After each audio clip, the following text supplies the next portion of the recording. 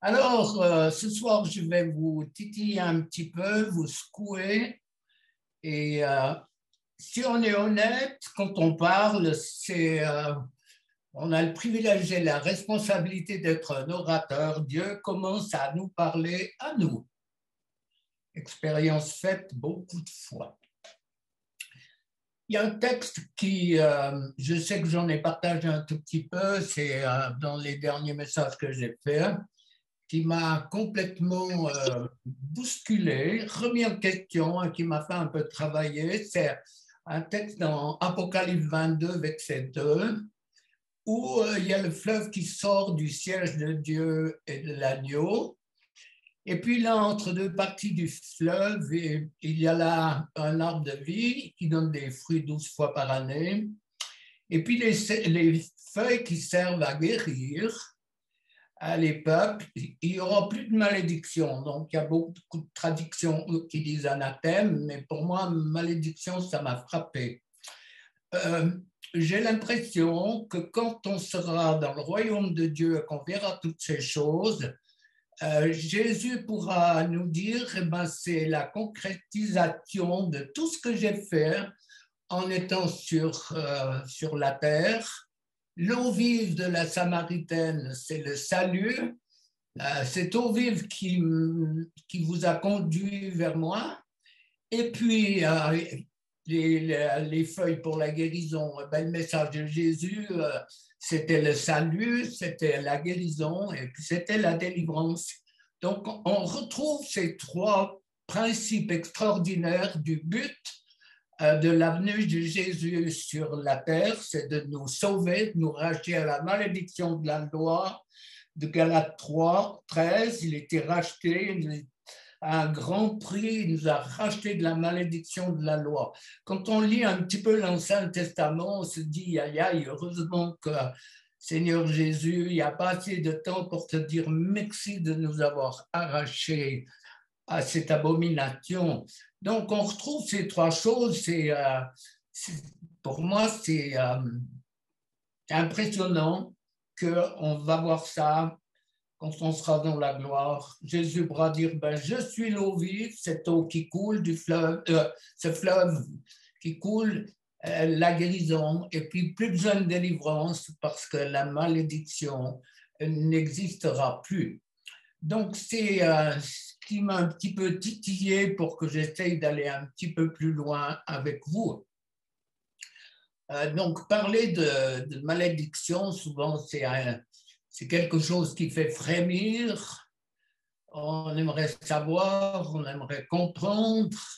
Et c'est vrai qu'en priant, en réfléchissant, je me disais, mais quand même, peut-être que vous l'expérimentez aussi, c'est que quand les gens me téléphonent ou que je les vois, c'est très, très souvent l'autre qui est responsable.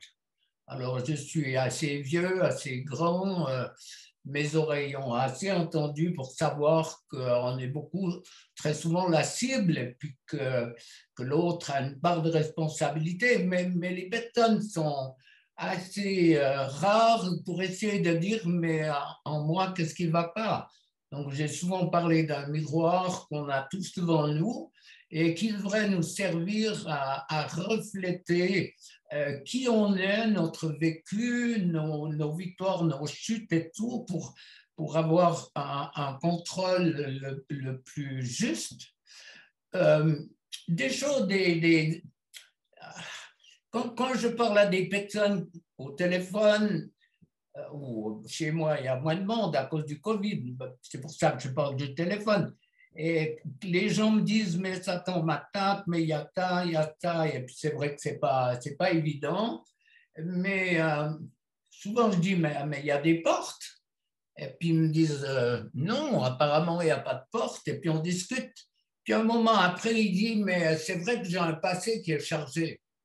Donc, il faudrait nous mettre à l'heure avec notre langage. Si tu as, si un passé qui est chargé, tu es plein de portes ouvertes. Donc, dans la compréhension de beaucoup de chrétiens, euh, saisir comment l'ennemi s'est infiltré est souvent très difficile. Alors, c'est assez désagréable de toujours un petit peu pointer le doigt sur l'Église, mais le fait est une réalité qu'il n'y a pratiquement pas d'enseignement contre le monde des ténèbres et comment s'en défaire. Et ça pose souvent des questions qui sont profondes. Alors, comment savoir, comment comprendre? Parce que quand on connaît un petit peu la Bible, Dieu nous a toujours donné l'opportunité d'avoir les armes pour nous défendre.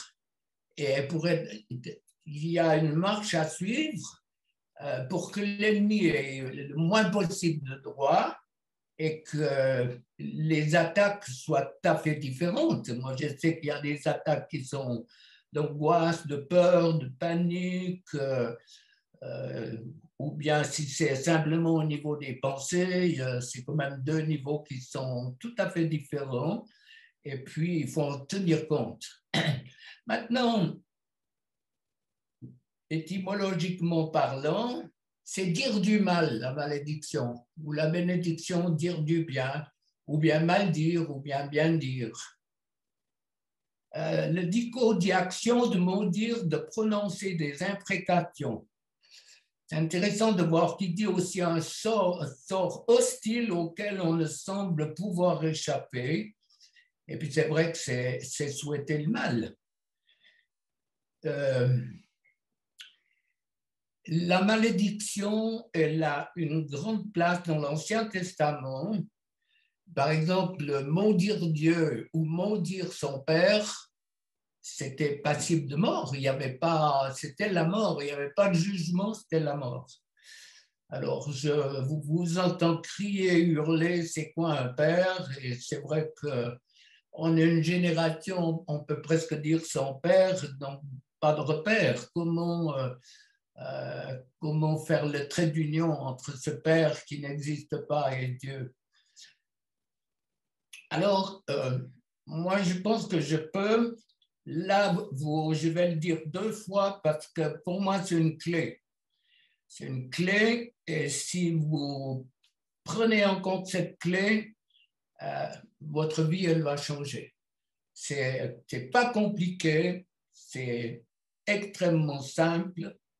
Le problème de beaucoup ou de la quasi-totalité des chrétiens qu'est-ce qu'on va dire, une génération ou deux générations en arrière, ces deux générations, entre parenthèses, il y a deux générations qui sont perdues pour l'Église.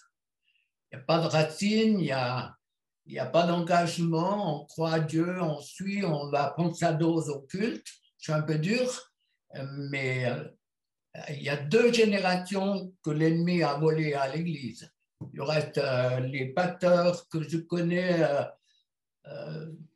pleurent en disant on a très peu de personnes sur lesquelles on peut compter. Donc, le problème de beaucoup, c'est qu'ils ont construit leur vie spirituelle à partir de la croix. Le problème majeur pour la grande majorité des croyants, ils ont bâti leur vie spirituelle à partir de la croix. Donc, il n'y a aucune connaissance de l'Ancien Testament. La connaissance, elle est prophétique. On veut entendre Dieu, on veut être bien, on veut être béni. Je schématise, hein, bien sûr, il y a toujours il y a toujours ce qui confirme la règle de l'autre côté. C'est vrai. Donc, je sais qu'il y a tout un peuple. J'entends Élie quand Dieu lui dit il y en a 7000 qui n'ont pas fléchi le genou. J'entends tout ça. Mais la grande partie, ils ont bâti leur vie à partir du salut. Jésus m'a pardonné, il est mort à la croix, il a pardonné mes fautes. Il va me remplir du Saint-Esprit, je vais vivre une vie, je vais être heureux. Je prie pour mes finances, il va me bénir. Je prie pour ma famille, il va me bénir et tout. Et ce n'est pas faux. c'est pas faux du tout. Mais si tu ne connais pas les exigences, entre guillemets, que Dieu pose pour qu'on soit dans la victoire, alors on est dans un réel danger. Et il faut traiter toutes ces choses. Vous avez compris que si je construis ma vie spirituelle à partir de la conviction, je ne suis même pas né à moitié. Je ne peux pas parler d'un nouveau-né. C'est peut-être très brutal, je ne sais pas comment vous percevez la chose, mais si tu ne connais pas les conditions, moi, dans tous les pays où j'ai été, j'ai demandé aux leaders qu'est-ce qu'il faut éviter de dire pour ne pas choquer dans votre culture. Qu'est-ce que je dois faire et pas faire, hein? Dans certaines églises, quand tu parlais du ministère de la femme, tu ressortais la tête sous le bras et tu avais des problèmes. Mais, donc, moi, j'ai toujours essayé de respecter. Donc, là, c'est l'Ancien Testament nous parle couramment des conditions pour se sortir de la malédiction et quels sont les points précis que l'ennemi utilise pour nous pousser à agir de telle manière qu'on soit sous la malédiction. Parce qu'être sous la malédiction, mais c'est être la cible de cet ennemi. Donc, l'Ancien Testament, prenez note de ça, c'est un refléteur de la volonté de Dieu. C'est un refléteur de ce que Dieu veut. Honore ton père et ta mère, afin que tu sois heureux, que tu vives longtemps. Donc, je sais très bien, j'ai entendu des centaines de fois, c'est un père comme le mien, où on ne le connaît pas. Alors, si vous écoutez ces ordonnances, si vous les observez et les mettez en pratique, alors je vous bénirai. Pendant que je parle, faites un rapide tour d'horizon concernant les malédictions qui peut-être touchent les secteurs de ta vie. Parce que si on dénonce, Dieu va nous montrer avec bien des textes que la malédiction sans cause, elle n'a aucun effet. Il y aurait plus, ça fait plus de 40 ans qu'on pratique avec l'ennemi la délivrance, l'ennemi s'est déchaîné, il a tué du bétail, et ben ça s'arrête là. Mais sinon, il n'y aurait plus un Bigler, en tout cas dans notre famille, tellement l'ennemi a voulu se déchaîner. Mais Dieu protège. Alors, est-ce qu'on peut essayer de faire une relation de cause à effet avec les problèmes qui sont les vôtres? Peut-être que quand la médecine ne peut rien faire, on sait que c'est spirituel. Moi, je ne veux pas tout spiritualiser et puis arriver avec des flèches pour tirer de tous les côtés en disant il y a de la malédiction, il y a de la malédiction. Mais si on est honnête avec soi-même, physiquement, psychiquement, spirituellement, relationnellement, on peut déjà détecter mon comportement avec les autres. Une question en passant. Vous prenez note, qui vous a appris à aimer?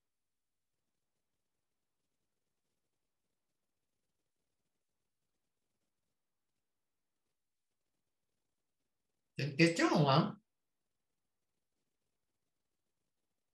Il n'y en a sûrement pas beaucoup. À maudire sûrement, à râler sûrement et tout. On n'a pas tous eu des exemples où on nous a appris ce qu'était aimer l'autre. Tu aimeras ton prochain comme toi-même. Ton corps, ton âme, toute ta pensée. il y a une traduction qui dit de toute ton intelligence. Pour certains chrétiens, l'intelligence, on la met de côté, il n'y a plus que Dieu qui révèle et tout. Tu aimeras Dieu de toute ton intelligence.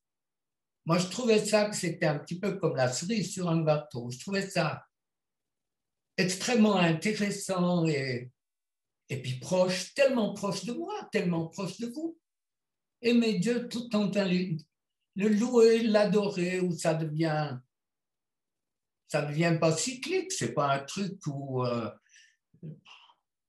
tu le fais pas qu'il faut le faire, mais c'est le trop plein de ton cœur qui fait que tu peux lui dire je t'aime. La simple pensée d'être un ami de Dieu, on a dit, hein, je viens de lire, alors je te bénirai. C'est quoi la clé ou la formule pour être un ami de Dieu? C'est d'obéir. Si tu obéis, tu deviens un ami de Dieu, un ami de Jésus. Combien de fois dans la parole il est parlé des amis? Vous êtes mes amis si vous faites ma volonté. Donc, comment tu peux la faire, cette volonté, si tu ne connais pas l'Ancien Testament? Si tu ne connais pas toute la liste impressionnante des choses qu'on peut faire ou pas faire? Sans jeter le pavé. Moi, j'ai été à mon âge, j'ai été dans 3 églises différentes. Pour des raisons pratiques, mais enseignement, comment aimer son prochain, jamais entendu. Enseignement sur la malédiction, jamais. Enseignement sur le monde des ténèbres, niet. Donc, comment tu fais? Donc, alors que je parle, tu dois laisser venir à la surface tous les problèmes contre lesquels tu n'arrives pas à les résoudre. Donc, la grande partie, vous me connaissez, vous savez très bien que pour moi, il n'y a pas que le monde des ténèbres, il y a le rôle de la volonté, de choisir, d'arrêter de pécher, il y a un service après-vente. Et ce service, il trouve sa réponse de nouveau dans l'Ancien Testament. Et c'est extrêmement fort. Il faut que des portes soient ouvertes. Écoutez Deutéronome 11, 28. Supposons ceci, vous n'obéissez pas à ces commandements, avec ces, hein, vous abandonnez le chemin que je vous montre aujourd'hui et vous suivez d'autres dieux que vous ne connaissez pas. Dans ce cas, la malédiction sera sur vous. Il faut des portes ouvertes. Nombre 23, 23. L'enchantement ne peut rien contre Jacob, ni la divination contre Israël. Proverbe 26, verset 2. Une malédiction injuste sans cause ne touche personne. 1 Jean 5, 18. Nous le savons. Tous ceux qui sont enfants de Dieu ne commettent donc non plus l'habitude. Il y a une grande différence entre commettre ou juger, peut-être se mettre un petit peu en colère. Et puis c'est la cuisine qu'on fait. Pardonne-moi, Seigneur, j'ai fait ça, j'ai fait ça, j'ai fait ça. Moi, c'est ma petite toilette intime, il n'y a pas de problème. Alors, qui ont l'habitude, alors, de Dieu ne commettent plus de péché, être coupable d'actes irrépréhensibles. En effet, le Fils de Dieu les protège et le malin ne peut les toucher. Si tu ne pratiques pas le péché, tu as une armure et cette armure, elle est infranchissable. Donc, si tu te promènes dans de l'herbe mouillée ou que tu longes un ruisseau et puis qu'il y a un trou à ta botte, eh bien, ma fille, tu peux continuer en te plaignant que ta chaussette et ton pied est mouillé. Et ça, c'est l'image de beaucoup de chrétiens qui continuent à marcher ou bien avec un petit caillou bien pointu dans leur soulier qui les fait souffrir. Et puis, si on pousse le bouchon plus loin, tu peux souffrir et pas le traiter. Ça peut s'infecter et conduire à une septicémie. Et toujours, si on ne traite rien, ça va conduire à la mort. Donc, un tout petit caillou. Alors, bien sûr, c'est peut-être un exemple extrême, mais des fois, c'est avec les exemples extrêmes qu'on arrive à rejoindre ceux qui souffrent. Donc là, Jean 5, 18, voilà, je bégaye un peu. Nous le savons, tous ceux qui sont enfants de Dieu ont l'habitude, je viens de répéter, mais tant pis. Ils ne font plus de péché, ils sont coupables d'actes irrépréhensibles. En effet, le Fils de Dieu les protège et le mauvais ne peut les toucher. Voilà. La bombe, il faut de temps en temps en lâcher une. Étudiez un tout petit peu Deutéronome 21, 23. Celui qui est pendu au bois est un objet de malédiction auprès de Dieu.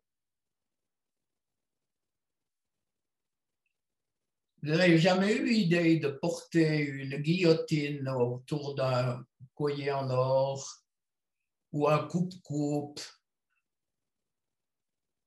Et puis, si vous regardez Deutéronome 21, 23,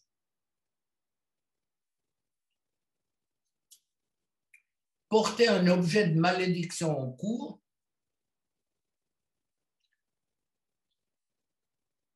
souvent on cherche les malédictions, on dit oh, j'ai vu un homme bizarre, je suis sûr qu'il m'a envoyé une malédiction.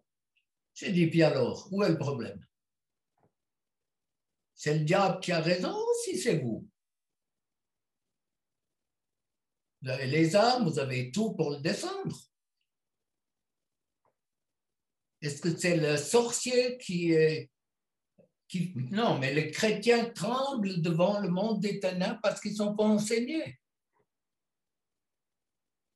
Tremblent devant le monde des ténèbres, donc l'ennemi rival. À peine il y a un volet qui claque. Là encore, cette semaine, on me disait, il y a un esprit dans mon canapé. J'ai dit, brûle ton canapé, et puis c'est bon. Il cramera avec, j'en sais rien, mais au moins tu auras la paix. Après le canapé, ça sera quoi? Mais des gens qui mélangent tout. Et s'ils avaient lu l'Ancien Testament, s'ils avaient lu tous ces textes, à part Galates 3, Christ nous a racheté du prix de la malédiction de la loi. Tous les textes que je lis, c'est des textes qui sont dans l'Ancien Testament.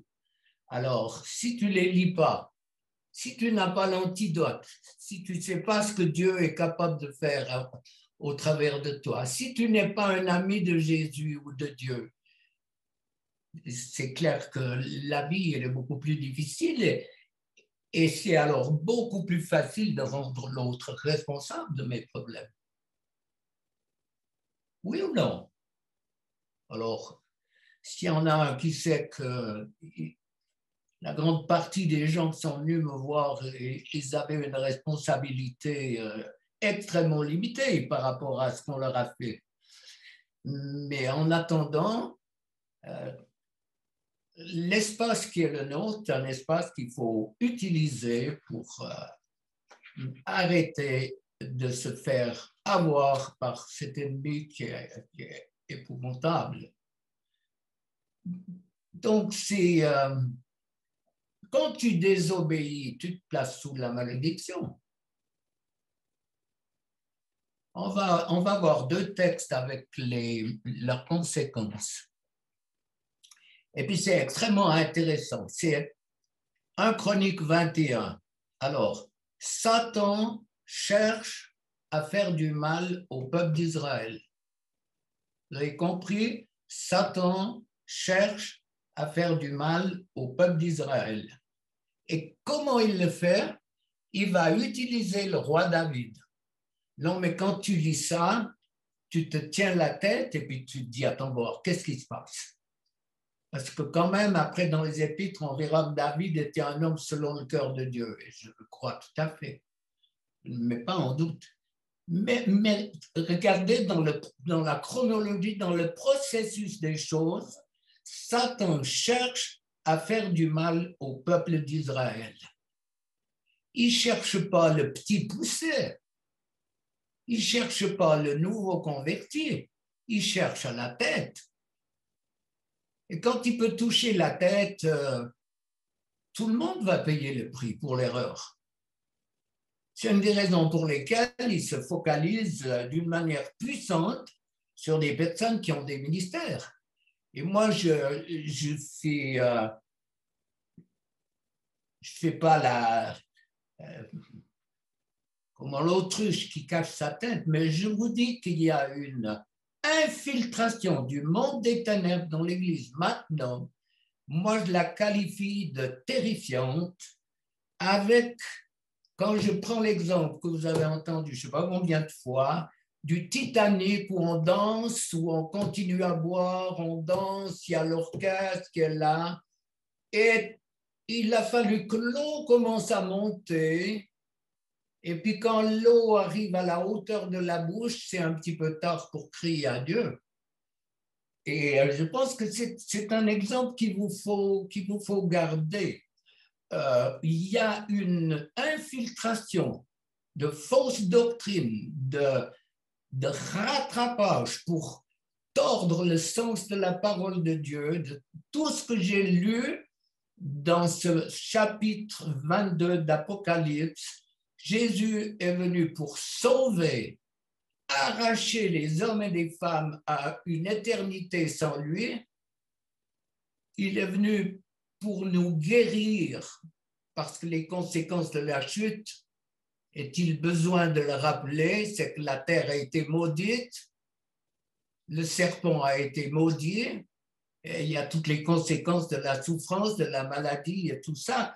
Et Jésus est précisément venu pour nous arracher à la mort éternelle, pour nous guérir physiquement, psychiquement, émotionnellement, spirituellement, et nous libérer de cet ennemi qui veut notre peau. Alors, moi je vous encourage vraiment à rechercher ce Dieu extraordinaire et qui veut se manifester, il n'y a aucun doute. Alors, Satan cherche à faire du mal au peuple d'Israël, alors il pousse David à faire le dénombrement, alors que Dieu ne voulait pas ça. Il désobéit. Joab, qui est le chef de l'armée, qui lui dit, mais roi David, tu te trompes, tu te trompes, tu te trompes. 70 000 morts, 70 000 morts. Il y a des conséquences aux inconséquences de nos conducteurs spirituels. Le fait de dire que la délivrance n'est pas de Dieu et qu'impossible à un chrétien d'avoir des mauvais esprits a entraîné dans la mort, dans la souffrance, dans le suicide, les divorces. C'est toute une liste longue comme un jour sans pain de choses que les hommes ont dû vivre. Là, il y a 70 000, 70 000 personnes qui vont payer le prix pour l'erreur du roi. Il y a des conséquences tragiques à cause de prise de position. Moi, c'est mon père, vous connaissez mon voyage. Mon père qui m'a dit non, c'est pas possible. Et j'ai cru. Et puis mon église, elle le confirmait. Et puis les dons, c'était pour la première église. Donc moi, je me disais, prends un gilet et puis coupe les 4 évangiles, tu auras plus vite lu ta Bible. Ça me sert à quoi de lire des trucs si ça ne sert à plus rien? Ça n'a pas de sens. Donc, je reviens à ce que je disais tout à l'heure. Dieu, dans sa parole, nous donne tout ce dont nous avons besoin pour être vainqueurs. Il n'a jamais dit qu'on n'allait pas perdre des batailles, mais il veut qu'on... Il y a une grande différence entre perdre des batailles ou de perdre la guerre. Tu peux perdre des batailles dans ta marche avec Dieu et c'est extrêmement formateur, mais nous avons tout. Dieu ne veut pas qu'on perde la guerre, on doit la gagner. Et c'est pour cela que toute la parole de Dieu nous parle de persévérer jusqu'à la fin, celui qui, jusqu'au bout de porter du fruit, a un fruit qui demeure. On ne le répète pas assez souvent. Maintenant, l'autre texte que je prends, il est où? Il est dans la Bible. C'est la révolte de Corée de Nombre 16. Nombre. Donc, ce n'est pas les chiffres, un nombre, parce que quand tu parles aux chrétiens, moi je me rappelle, il disait un théronome, deux théronomes. Bon, c'est une manière d'interpréter la Bible, un théronome, deux théronomes, mais là, nombre 16, il dit, voyons voir, c'est quoi? Donc, c'est un livre de la parole, nombre 16, c'est ce qu'on appelle la révolte de Corée. Il se révolte contre Moïse. Et je ne vais pas dans le détail, lisez ce texte et puis que vous ayez la trouille.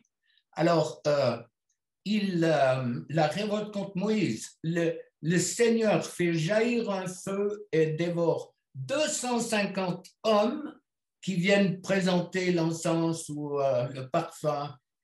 Et puis, il tue 14 700 personnes où la terre s'ouvre et ils sont engloutis avec leurs enfants, avec leurs maisons, et la terre se referme sur eux.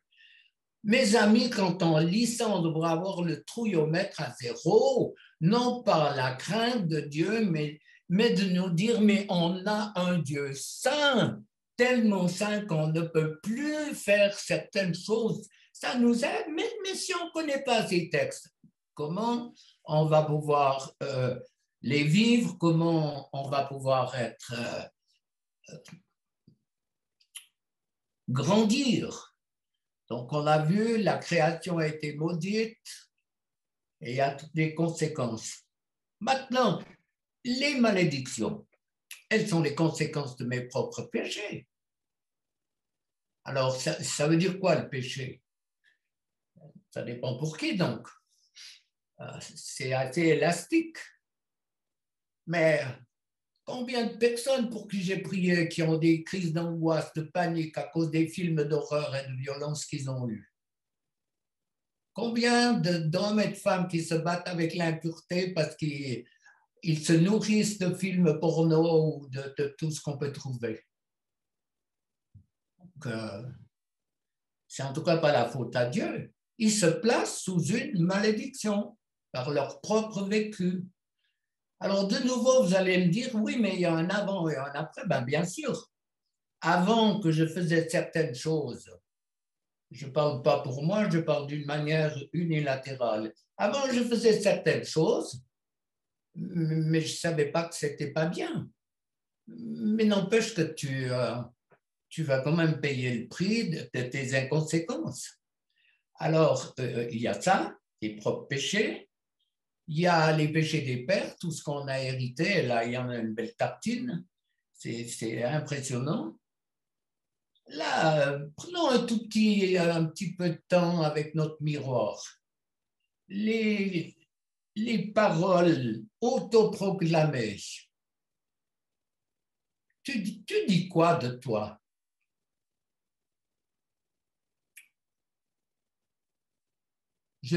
Encore il n'y a pas longtemps, il y a une femme qui était chez moi, je lui dis, est-ce que tu es belle? Elle a 80 ans, elle a fait la grimace. J'ai dit, est-ce que tu t'aimes? Elle dit non. J'ai dit, tu penses venir à 150 ans pour régler ton problème. À 80, c'est peut-être le moment de voir les choses. Tu vois comme Dieu, comme l'ennemi te vole. C'est quoi l'image que tu as? C'est pour ça que je vous disais, qui vous a appris à aimer? À aimer l'autre, mais à t'aimer toi en tant que personne. Puis si tu as quelques rondeurs, hein, quelques pneus par-ci, par-là. À l'enlèvement de l'église, ça ira peut-être un petit peu moins vite, mais ça va quand même arriver en haut. On est d'accord? Personne sourit, ils sont d'un figé. Oh, qu'est-ce que tu dis de toi? Quelle image as-tu de toi? Je n'ai pas dit du pasteur ou de sa femme, j'ai dit de toi. Qui t'a appris à t'aimer comme tu es? Quand on s'aime, ça change déjà beaucoup de choses. Parce que si tu crois que tu n'es pas bien, tout simplement, tu dis à Dieu, tu m'as loupé. Alors, comment tu peux vivre les promesses de Dieu si Dieu t'a loupé? Pas possible. C'est vrai qu'au travers de tous les coups de peinture, toutes les images qu'on se met partout, de la tête aux pieds, je ne suis pas sûr que Dieu vous a fait comme ça, mais enfin bref, il y en a tellement qui corrigent ce qui n'est pas bien. Moi, je me rappelle d'une femme de Dieu, il y a longtemps, il y a 40 ans, peut-être plus, une femme plus jolie, à part ma femme, il n'y en avait pas. Même Marie. Non, très belle. Elle avait un problème avec son nez. C'était pas Cyrano, mais c'était un nez quand même. Elle n'avait pas de problème à avoir des lunettes parce qu'elle tenait bien. Mais quand même, il n'y avait pas beaucoup. Elle s'est fait opérer. Il y a eu de la chirurgie esthétique. Elle s'est suicidée pour finir. Une chrétienne comme ça. Elle se battait avec son corps, avec elle-même, croyant que c'était ça, mais l'ennemi a réussi à faire cette œuvre et elle a conduit au suicide. Donc, il faut des fois se réconcilier avec soi-même. Et puis, tu dis quoi de toi? Moi, je crois que on va arrêter incessamment, mais qu'est-ce que tu dis de toi? Je suis nul, j'y arriverai pas. Si ça continue, je vais devenir folle, vraiment devenir folle. Non, mais puis j'ai dit, mais pourquoi tu le dis? Je vais pas venir vieille, je vais mourir à 40 ans, si ça continue, on va divorcer, je vais avoir un cancer. Mais moi, j'entends, c'est le langage que j'entends souvent. Je dis, mais vous êtes honnête en disant ça? Pourquoi vous le dites? L'importance de la parole, qu'elle soit positive ou négative, la malédiction, c'est mal dire. Vous avez compris? La malédiction, c'est mal dire. Donc, si tu dis du mal de toi, tu te maudis. Vous arrivez à comprendre ça ou si je suis un extraterrestre?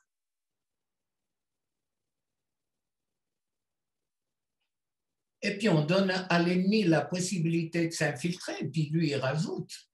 Il va en remettre une belle couche. Et puis, bien sûr qu'en dernier ressort, il y a toutes les portes qui sont ouvertes à la sorcellerie, avec un cheveu, avec une photo, avec un bout de lainage, et ils trafiquent avec les poupées piquées, ils trafiquent avec des fruits où ils piquent, enfin bref, je ne me suis pas tellement intéressé à ce qu'ils font, mais je sais qu'ils tuent. Je sais qu'ils ont le pouvoir, donc ça c'est la bonne nouvelle pour vous flanquer le trouillomètre à zéro. Mais la sorcellerie, elle a le pouvoir de tuer, elle a le pouvoir d'envoyer des maladies, toutes sortes de choses. Donc, c'est avec intention que j'ai lu tous ces textes qui nous prouvent que lorsqu'on obéit, lorsqu'on cherche dans l'Ancien Testament, mettez le Nouveau de côté pour tout un temps. Regardez Deutéronome 27, 28, là, vous aurez le trouillomètre à zéro. Vous allez voir la liste des malédictions. Deutéronome 18, depuis le verset 10, c'est tout. il y a les conséquences à nos inconséquences. Donc, je pense qu'avec ces temps de pandémie, on a le temps de réfléchir et puis le temps de se dégager de la malédiction financière, il y a une malédiction sentimentale, il y a tellement... Ah ben, ça vient dans ma tête souvent comme ça. Cette année, il y a plusieurs femmes qui m'ont dit, le dernier gars avec qui j'ai vécu tant d'années, il m'a dit, tu ne retrouveras jamais un homme qui va t'aimer comme je t'ai aimé. Et puis ça marche. Elle retrouve personne. Ou bien je vais mourir jeune. Ou le médium ou le tireur de cartes qui dit, tu vas mourir jeune. Alors, c'est le jeune homme qui vient, il tremblait comme une feuille, il avait 19 ans, et puis il regardait sa main, donc c'était facile pour moi. Puis j'ai dit, qu'est-ce qu'ils t'ont dit? Puis il commence à bégayer, que la ligne de la mort, elle est extrêmement courte, que je vais mourir. J'ai dit, à quel âge? 20 ans. Il me dit, t'as combien? Il me dit, 19. J'ai dit, mais tu profites au moins de la vie, moi, il faut bien. Hein? Puis il me dit, non, c'est terrible ce que vous me dites. Elle m'a encore dit que c'est un gros camion blanc qui allait m'écraser. Donc, je ne sors plus, je ne vis plus, je suis angoissé, paniqué. Donc, il a fallu simplement lui expliquer que c'était du mensonge, que Dieu voulait qu'il vive. Et puis, il s'est ramassé une bonne délivrance et il est reparti le sourire aux lèvres en me disant « je vivrai ». Voilà, donc la délivrance, c'est ça, c'est au-delà de ce que la médecine n'a pas pu faire, tout ce qui est spirituel, on sait que c'est plus parce que tout ce qu'on ressent, il y a des apparitions, on sent des souffles, on entend des chaînes. Bon, ça, c'est peut-être dans les extrêmes, mais voilà. Alors, je ne sais pas, photos, tissus et tout. Un dernier exemple, ça, je sais que je l'ai donné bien des fois, mais s'il y a une personne qui est concernée, des fois, je prends des exemples et puis Dieu veut toucher quelqu'un. C'est une femme qui avait une boutique assez chic. Et puis, elle m'a dit qu'elle avait une vendeuse, je crois qu'elle était africaine, qui trafiquait avec un pendule chez elle dans sa boutique. Et puis, elle lui a dit, moi je suis chrétienne, je n'admets pas ça. Si tu le refais une fois, ben je vais te licencier, tu as averti.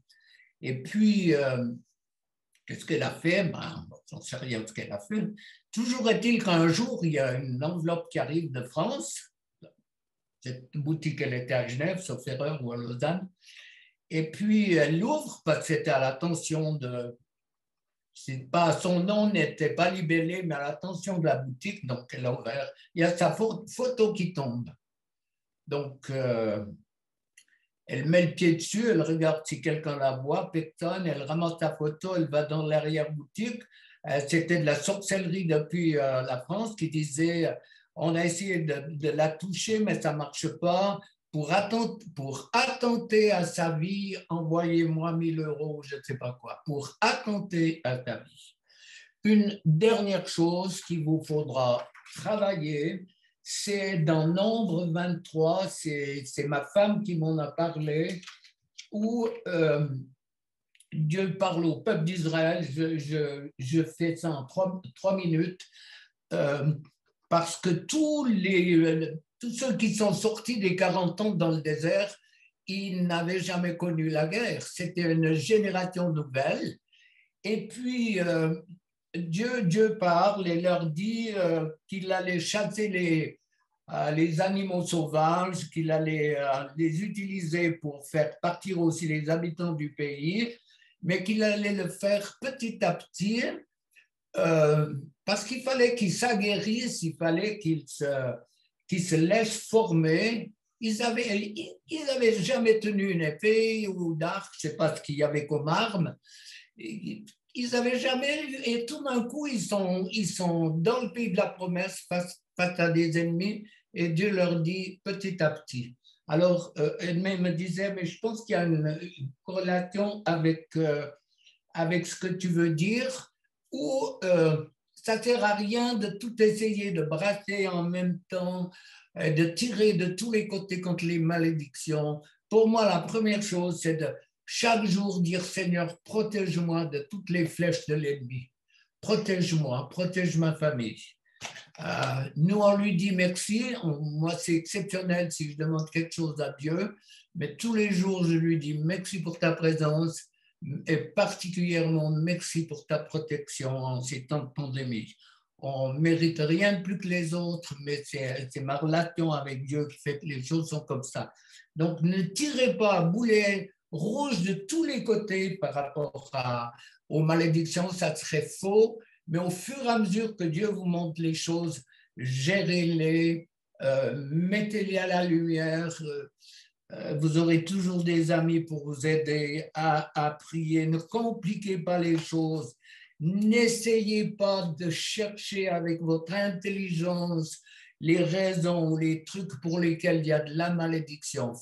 On est en plein dans cette séduction-là et je crois que Dieu veut garder notre simplicité. Dieu veut garder notre confiance en lui pour qu'on prie les choses et on croit qu'il va les faire. On me décide, moi, souvent, tellement de fois, je mets, s'il y a eu ça, s'il y a eu des francs-maçons, s'il y a eu des avortements, si, et comme ça, c'est OK. Je suis OK vis-à-vis de Dieu et des puissances. Si je proclame des choses qui n'existent pas, parce que c'est mon intelligence qui a mis dans ma bouche des choses qui n'existent pas, je pense bien que l'ennemi doit ricaner et dire regarde voir ton équipe, à quoi ils en sont. Mais si je mets un si, il ne peut pas me coller. Alors tout est simple et ne compliquons pas la vie. Alors les amis, voilà. Est-ce qu'il y a des questions? Pas de questions. Quand on est à Montcel, quand on est à... Et puis souvent, les questions, ça nous entraîne, tellement de questions qui sont basiques, alors que je comprends, mais qui n'ont rien à faire dans les messages qu'on donne souvent.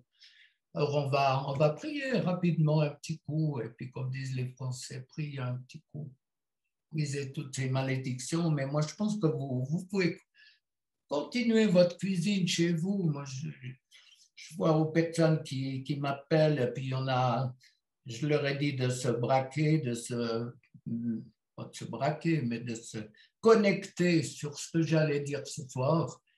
Il n'y a pas besoin d'imposition de main. Dieu est assez grand, assez puissant pour...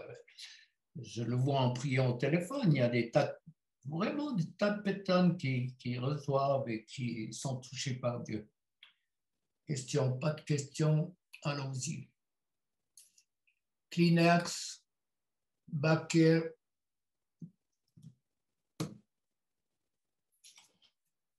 Jésus, on t'élève. Tu es digne, tu es grand, tu es puissant. Tu es dans la gloire. Je sais, ta parole le dit, tu intercèdes pour nous.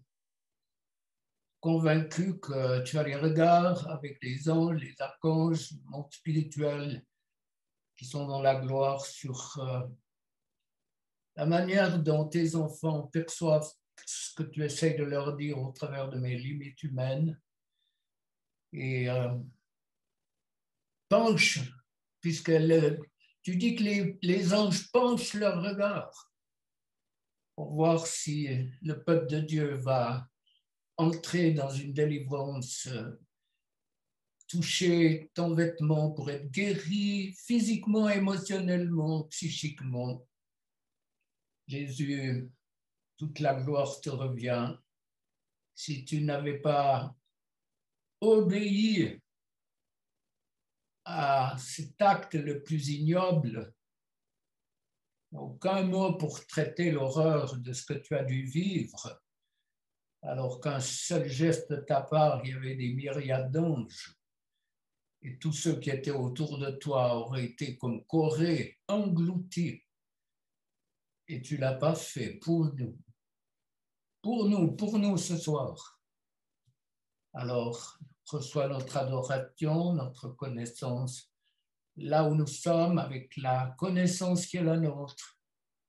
Seigneur, moi je prie que tu mettes faim et soif dans tous les frères et sœurs qui écoutent de chercher dans l'Ancien Testament les raisons pour lesquelles ils sont sous la malédiction comme nous le sommes tous, sans exception, puisque la terre a été maudite. Nous marchons sur une terre maudite. La maladie, les pourquoi, les comment, la souffrance et la mort, cette dernière ennemie qui sera vaincue. Jésus, je veux t'élever, te donner gloire pour l'œuvre parfaite que tu fais au travers d'hommes et de femmes. Imparfait, ô combien imparfait, mais une œuvre parfaite pour libérer, pour pardonner. Il est fidèle et juste. Si tu es repris par le péché maintenant, culpabilisé, confesse, il est fidèle et juste pour pardonner. Un Dieu qui n'a aucune peine à pardonner. Nous l'avons, la peine, mais lui pas. Si nous sommes vrais, il pardonne. Merci de ton pardon sur tel ou tel frère ou sœur qui, tout d'un coup, voit dans son miroir les choses qui ne sont pas bien. Ennemi, tu as été dépouillé de ton pouvoir à la croix. Quand Jésus a dit « tout est accompli », ça veut dire « épouse », je t'ai donné autorité sur son royaume. Libère mon peuple pour qu'il puisse m'adorer, me louer, comme je suis digne de l'être, mais qu'il soit guéri, transformé, et qu'il devienne contagieux pour mon royaume, rempli de toi, rempli de ta présence, un peuple transformé par ton onction, des bombes spirituelles qui apportent le salut, tout ce qu'on a pu voir dans l'Apocalypse, l'eau vive, les feuilles de guérison et les malédictions brisées. Seigneur, pas de hasard dans ta parole. Merci pour toutes les clés que tu nous donnes.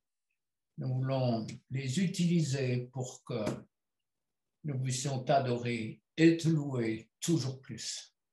Ennemi, tu es vaincu. Au nom de Jésus, moi je brise tes droits, tes pouvoirs, et je délie le peuple de Dieu de toute forme de malédiction, qu'elle soit le fruit de leur propre péché, parce que les malédictions, tu as pardonné, mais les malédictions n'ont pas été traitées, les conséquences des erreurs, tout ce qui vient des générations précédentes, tout ce qui vient au travers de l'auto-malédiction, je suis nul, j'ai aucune valeur, je m'en sortirai jamais. Et puis tout ce qui est le fruit de la sorcellerie, ennemi dans tous ces secteurs où tu t'es infiltré et tu tourmentes le peuple de Dieu, je brise tes droits, je délie mes frères et sœurs de ton pouvoir, de ta méchanceté, et au nom puissant de Jésus, tu lâches le peuple de Dieu. Tu sors maintenant. Sors, tu sors. Je brise toute forme de malédiction sur vos vies. Des malédictions qui vous coupent de la communion avec Dieu. Parce que l'ennemi met le doigt sur vos fautes alors que Dieu les a pardonnées. Et je vous délie de cette culpabilité qui est une malédiction. La malédiction de la culpabilité, de l'auto-accusation. Je suis nul, je m'en sortirai jamais, j'ai aucune valeur. Brisez dans votre cœur pendant que je prie aussi ces paroles, demandez pardon à Dieu de les avoir dites. Sous l'effet de la souffrance, on dit souvent dit, tu te pinces un doigt à la porte, à moins d'être saint, tu ne veux pas crier Alléluia. Il y a peut-être un vilain mot qui sort du très fond de toi et qui va sortir, ce n'est pas ça qui va te polluer. Mais au nom de Jésus, tout ce qui vous tourmente, tous ces esprits sortent maintenant. Tout ce qui est le fruit de l'auto-accusation, je suis nul, j'ai aucune valeur, je ne m'en sortirai pas. Dieu ne m'entend pas, Dieu ne répond pas, tout ce qui mange la foi, tout ce qui empêche de capter ce que Dieu voudrait pour ta vie, tout ça, ça doit partir. Ennemi, tu lâches le peuple de Dieu.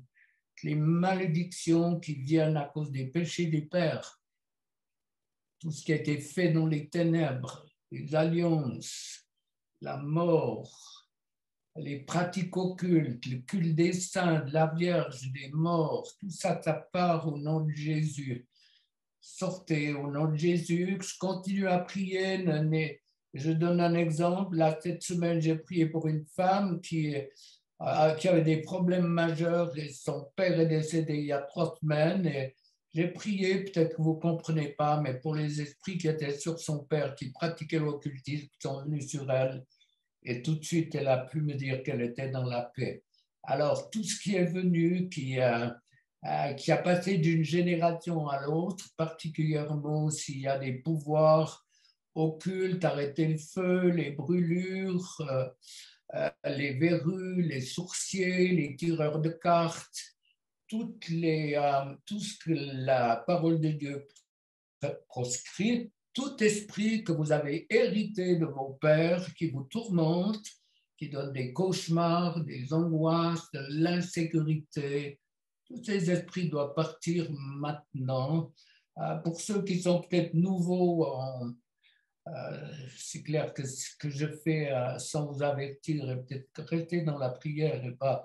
Les mauvais esprits sont des personnes sans corps, donc impalpables, qui sont là et qui ont un nom, la colère, la violence, la haine, la méchanceté, des choses contre lesquelles peut-être vous luttez et vous n'arrivez pas à vous en sortir. Donc ces esprits sont là et le meilleur moyen de les extraire, c'est de tousser ou de souffler. Je sais que tout le monde n'est pas d'accord avec ça, mais ce n'est pas la technique qui est importante, c'est le résultat. C'est le résultat qui compte. Alors, si vous êtes concerné, si vous sentez des douleurs physiques, des picotements dans les mains, des douleurs sur les épaules, dans les bras, dans les mains, sur le bas-ventre, partout où vous avez une douleur physique, vous avez un être qui se manifeste. Alors, toussez-le, faites partir. Alors, tout esprit qui se manifeste, les esprits comme un fardeau sur les épaules bloquées, des douleurs sur les épaules, ces esprits, le fait de porter peut-être un couple, porter les enfants, porter les finances, porter la peur, tellement pendant cette période où c'est tellement difficile. Tout esprit qui vous charge physiquement, vous le sentez sur vos épaules. Plusieurs fois, j'entends même les os craquer, ça arrive quand les esprits partent. Tout ce que vous portez, ces esprits doivent partir. Ennemi, tu lâches maintenant, tu pars. Les douleurs sur le ventre, les douleurs sur le cœur, les esprits de mort, bien sûr. La mort, ça part. Tout esprit de maladie, d'infirmité, tout transfert après avoir été guéri par des sources qui sont impures, tout esprit doit partir. Je brise toutes ces auto-malédictions, ces pensées, ces paroles. Je suis nul, j'ai aucune valeur, je ne peux pas m'accepter, je ne m'aime pas. Ces esprits sortent. Je brise toutes les paroles de malédiction que vous avez reçues enfant, où déjà on vous a dit tout ce que vous répétez, je vous délie de toutes ces paroles de malédiction. Tu ne feras rien dans la vie, tu es nul, tu es con, tu n'es pas beau. Euh, qui va te marier? Celui qui te marie n'est pas encore né, tellement tu as un caractère désagréable. Toutes ces paroles, je les brise au nom de Jésus. Dieu dit pas ça, Dieu dit, je veux faire de toi mon ami ou mon ami. Tout ce qui est dans votre tête empêche Dieu de faire de vous des amis, ça va aussi partir. Je prends autorité sur toute la sorcellerie qui est trafiquée sur vous, à partir de photos, de tissus, de cheveux ou d'autres choses sur lesquelles on trafique. Et si quelqu'un est concerné, je vous délie de tout le pouvoir de l'ennemi par rapport à cette sorcellerie.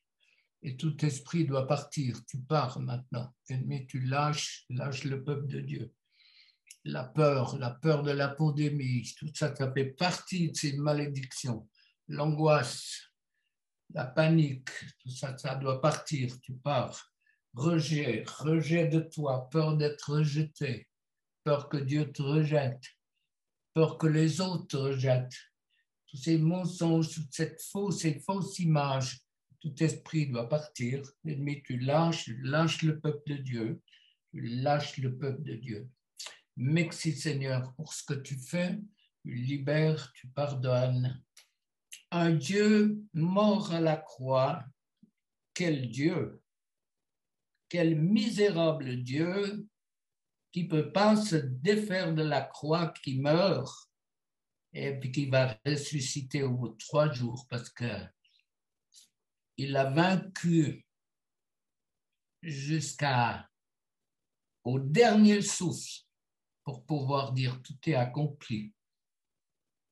Il a vaincu pour qu'on ait la vie, pour qu'on ait pas n'importe quelle vie, une qualité de vie, une vie nouvelle, une vie personnelle, de couple, de famille nouvelle.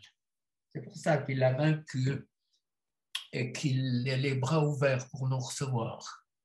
Non pas à cause de ce qu'on fait, pas à cause des erreurs qu'on a faites, mais à cause de qui nous sommes. Et il nous aime comme nous sommes, avec un amour renouvelé. Saint-Esprit, tu touches tous ces frères et sœurs et tu les aides dans leur marche avec toi, dans cette prise de conscience que tous sans exception, on a une valeur unique. Et puis que si on croit à ce sacrifice, un jour on sera devant toi, on verra ce fleuve qui sort et puis tu pourras nous dire, nous confirmer l'eau vive du salut qui lave les fautes, qui purifie, et puis tout ce que j'ai fait pour la guérison et pour libérer les captifs. Jésus, on peut que te donner toute la gloire, t'en es digne, vraiment digne. Et puis continue ton œuvre, donne-nous soif de toi, qu'on soit jamais, jamais, jamais rassasié ou désaltéré, mais la vraie soif, pas celle qui fait qu'on se passe la langue sur les lèvres, pas c'est desséché, mais un cœur rempli de toi, rempli de ta personne, qui n'attend plus rien des autres à la limite. Quand quelque chose vient, on est content, mais qui attend tout de toi, non pas comme un Dieu, mais comme une relation que tu veux créer toujours plus intime avec nous. Merci du feu de ton esprit sur chacune de nos vies. Remplis-nous de toi et que partout où l'ennemi avait mis ses griffes, tu puisses venir avec ta main percée pour guérir, pour libérer. Fais-le encore dans les jours qui viennent. Tu es venu pour cela. Tu as donné ta vie pour cela. Nous arracher à la malédiction et nous placer sous la bénédiction. Bien dire ou mal dire. Mal dire ou bien dire. Amen. Amen.